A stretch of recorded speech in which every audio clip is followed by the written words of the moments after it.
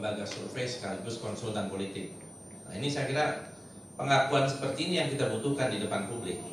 Tinggal pengakuan berikutnya, yang bayar dari mana? 01, 02, atau independen. Nah, ini perlu, misalnya kan kemungkinan dari pihak 01 ya, Pak. Atau yang terafiliasi, maksudnya ini biar kita kan di dunia demokrasi harus transparan. Jadi yang bayar misalnya terafiliasi dengan 01 misalnya, itu nggak apa-apa menurut saya. Ini penting juga bagi pajak gitu ya, supaya nanti jelas semuanya transaksi transparan. Di Amerika itu lobbyist group itu mereka transparan. Asosiasi profesinya.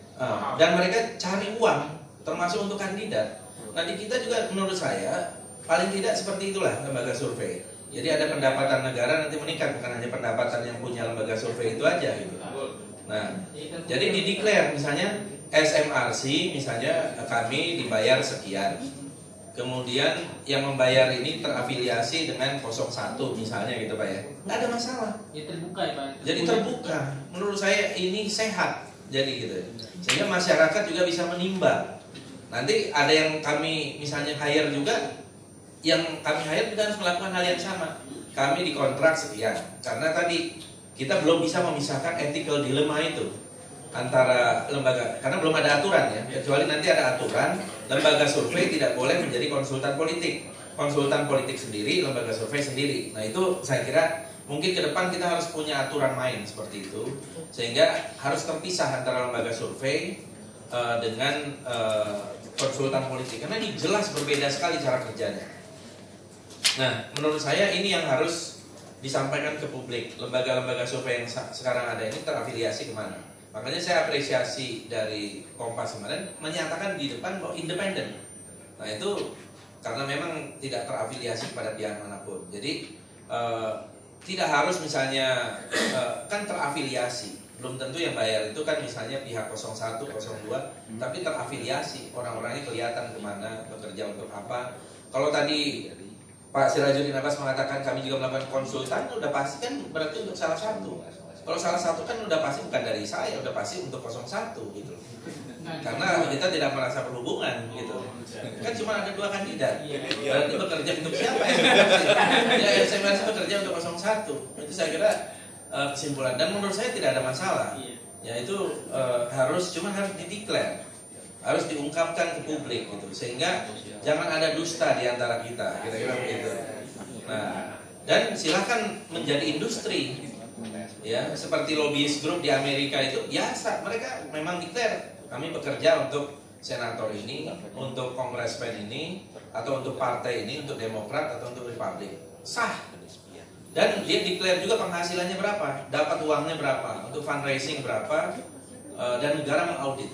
Saya kira ini yang ke depan harus kita lakukan. Jangan nanti pembayarannya diam-diam ada pihak ketiga, atau nanti ada konglomerat yang bayarin dan sebagainya untuk ini, untuk itu. Saya kira itu praktek korupsi juga gitu ya, yang terselubung. Kemudian saya melihat bahwa kalau nanti hasilnya itu, ini juga dilema nih. Ini masalah ethical dilema juga. Ternyata jauh dari hasil, apakah misalnya yang disampaikan itu bisa dikategorikan hoax? Jadi lembaga survei memproduksi hoax karena hasilnya tidak sesuai dengan apa yang terjadi dan bisa berbeda.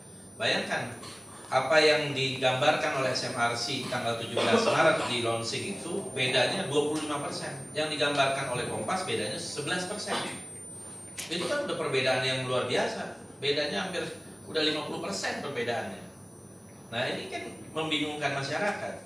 Apakah ini tidak termasuk kategori memproduksi hoax nantinya kalau misalnya itu semakin jauh dari realitas ya.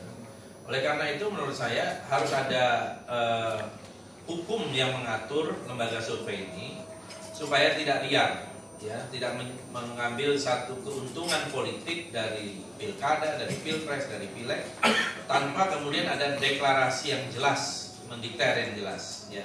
Dan aturan main ini yang saya kira nanti mungkin periode yang akan datang kalau Pak Prabowo jadi presiden kita akan. Kemudian mengenai kalau tadi usulan tentang 8 tahun, saya kira itu juga satu pemikiran, tapi kan ini prosesnya pasti sulit ya, karena ini menyangkut masalah Undang-Undang Dasar 45, konstitusi kita 2 kali. Saya kira bisa saja suatu saat kalau ada semacam kesepakatan politik semacam itu, tapi saya kira bukan hal yang mudah untuk mengubah konstitusi kita.